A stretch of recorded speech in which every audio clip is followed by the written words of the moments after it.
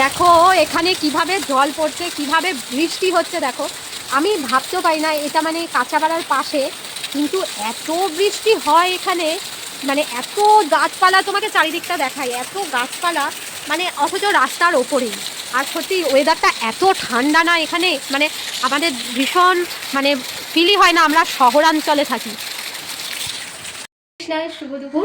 তো দেখো আজকে আমি করব হচ্ছে তোমার কুমড়োর পকোড়া। দুপুরবেলা কুমড়োর পকোড়া, একটু ঠান্ডা ঠান্ডা ওয়েদার তো, বর্ষাকাল, তাই একটু পকোড়া খেতে ইচ্ছে করে।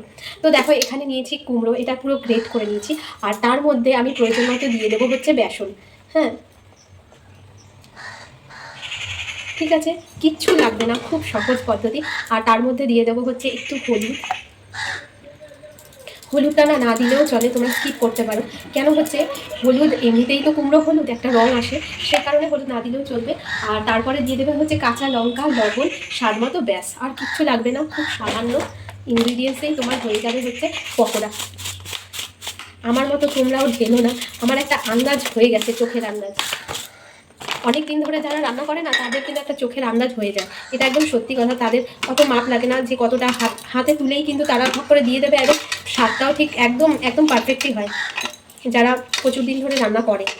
তাই বললাম তোমরা মাপ অনুযায়ী দিও, এটা আমার মাপটা আমার চোখের আন্দাজে চলে আসে। তো টাটা, পরে দেখাচ্ছি যে কুমড়োর পকোড়া কীরকম হয়েছে। ঠিক আছে, আর তোমরা কেমন আছো? বর্ষাকাল এখন কিন্তু, শ্রাবণ মাস, এই দেখো সবুজ চুড়ি পরেছি, শাঁখাপলা পরেছি, কারণ শ্রাবণ মাসে এগুলো কিন্তু পরা ভালো আমি শুনেছি। তো এটা কিন্তু আমাদের শাস্ত্রেও লেখা আছে। আর শ্রাবণ মাসে কিন্তু শাক খাওয়া বারণ আছে, সেটা তোমাদের বলে দিলাম। হ্যাঁ, শ্রাবণ মাসে কি হয়, চারিদিকে সবুজ সবুজ সবুজ। আর বিশেষত এটা সাইন্টিফিক রিজন হচ্ছে কি বলতো, এই সময় পোকামাকড়ের প্রচুর উপদ্রব হয়। যেহেতু প্রচুর বৃষ্টি হয়, মানে মাটিতে যত কীট পতঙ্গ আছে তারা যেগুলো একদম মাটির সঙ্গে, মানে ওগুলো সচরাচর শীতকালে যোগ দেখা যায় না দেখবে, কিন্তু এটা কিন্তু শ্রাবণ মাসে বর্ষাকালে ওরা কিন্তু জেগে ওঠে, কারণ ওরা মাটির মধ্যে থাকে। কিন্তু বর্ষার জল যতক্ষণ না পায় ততক্ষণ কিন্তু ওরা, মানে ওদের আর তুমি দেখতে পাবে না, শীতকালে সচরাচর দেখতে পাবে না, কিন্তু এই শ্রাবণ মাসে তুমি পোকা আছে তাদেরকে তুমি সবাইকে দেখতে পাবে। এই জন্যই আমার বোধ হয়, এই জন্যই মানে শ্রাবণ মাসে শাকাহার, মানে শাক খাওয়া বর্জন। ঠিক আছে, তোমাদের সঙ্গে আমি শেয়ার করে দিলাম। তো শাক এই টাইমটা একটু অ্যাভয়েড করবে, তাতে ভালো হবে। আজকে দুপুরের মেনুতে কী আছে তোমাদের সঙ্গে শেয়ার করে নিলাম। এখানে আছে উচ্ছে, আলু আর সজনে ডাঁটা দিয়ে একটা রসা পাতলা, সেটা খেতে এখন অসাধারণ লাগছে, কারণ তিতে খাওয়া ভালো। আর তারপরে দেখো আজকে মানে যা উচ্ছে কেটেছিলাম তার অর্ধেকই ফেলে দিতে হয়েছিল, তার কারণ হচ্ছে সব উচ্ছেতে প্রায় পচা, মানে পোকা লেগে রয়েছে। আর দেখো এখানে রাতের মেনু সব ভিজিয়ে রেখেছি, মুগ ডাল, এখানে গোবিন্দভোগ চাল সঙ্গে রয়েছে, এখানে ছোলা ভেজানো, আর তারপরে সাবুর পায়েস হবে। এখানে দেখো আমি পকোড়া ভাজার জন্য দিয়ে দিচ্ছি সর্ষে তেল, তার আগে রান্না হয়েছে এবং খুব ভালো করে কড়াইটা মানে মাজা হয়নি, যেটা জাস্ট একবার জলে ধোয়া হয়েছে। তারপরে দেখো আমার সব কন্টেনারগুলো তোমাদের সঙ্গে শেয়ার করছি, যেগুলো কিন্তু সব গ্লাসের, কোনো কিছু প্লাস্টিক ইউজ করছি না, মশলা টশলা কিছুই প্লাস্টিকের জিনিসের কন্টেনারে রাখি না, সেটা তোমাদের সঙ্গে শেয়ার করে নিলাম।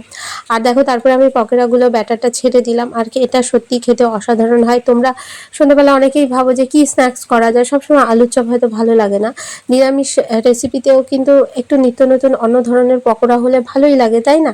তাই তোমাদের সঙ্গে আমি, আর কুমড়ো তো প্রায়শই আমাদের সচরাচর সবার ঘরেই থাকে, সবসময়ই থাকে, সেই জন্য তোমাদের সঙ্গে এই রকমভাবে আমি নিজের ইনভেনশন, মানে আমি প্রথমে ট্রাই করেছি কেমন লাগে, তারপরেই তোমাদের সঙ্গে শেয়ার করেছি। আর সত্যি এটা খুবই ভালো লাগে যেটা তোমাদের সঙ্গে শেয়ার করি আমি, সেগুলো কিন্তু আমার বেস্ট রেসিপি যেগুলো তোমাদের সঙ্গে শেয়ার করি। আর ভালো লাগলে অবশ্যই একটা লাইক করবে, আর কেমন হয়েছে জানিও, তোমরা পারলে বাড়িতে করে তারপরে আমাকে জানিও কেমন হয়েছে এই রেসিপিগুলো, যেগুলো শুধুমাত্র তোমাদের জন্যই আমি নিয়ে আসি, নিজে রেডি করে তারপরে তোমাদেরকে দেখাই।